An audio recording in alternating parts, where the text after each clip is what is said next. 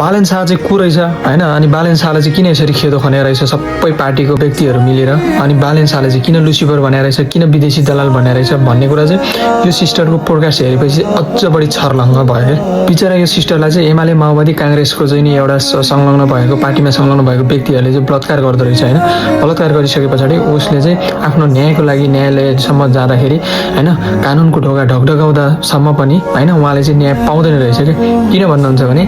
देशमा तपाईलाई थाहा नै छ हैन एउटा पार्टीमा चाहिँ नि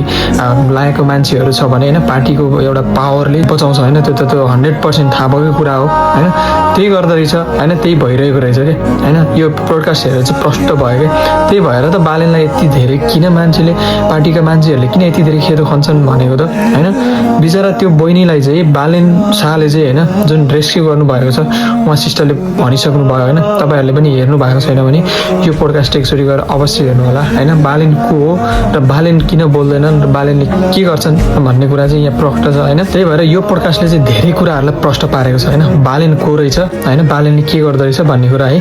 बालेनले यस्तो अवस्थामा भएको मान्छेलाई रेस्क्यु गरेर हैन आज यो अवस्थासम्म चाहिँ बोल्न सक्ने हैन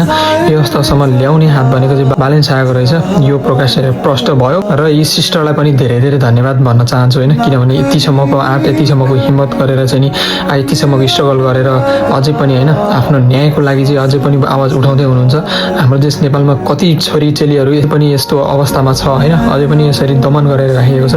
त्यही भएर अब धेरै दिन टाढा छैन हैन न्यायको लागि अनि साच्चै नै यो सिस्टरको कथा व्यथा सुन्दाखेरि हैन नेपालमा चाहिँ जसले बलात्कार गर्छ त्यो पीडित व्यक्तिहरूकै हातबाट चाहिँ ती बलात्कारीहरूलाई चाहिँ हत्या गर्ने चाहिँ एउटा नियम कानुन चाहिँ बनाइदिनु पर्छ जस्तो लाग्यो मलाई चाहिँ है तपाईहरुलाई के लाग्छ आफ्नो विचार राख्दिनु होला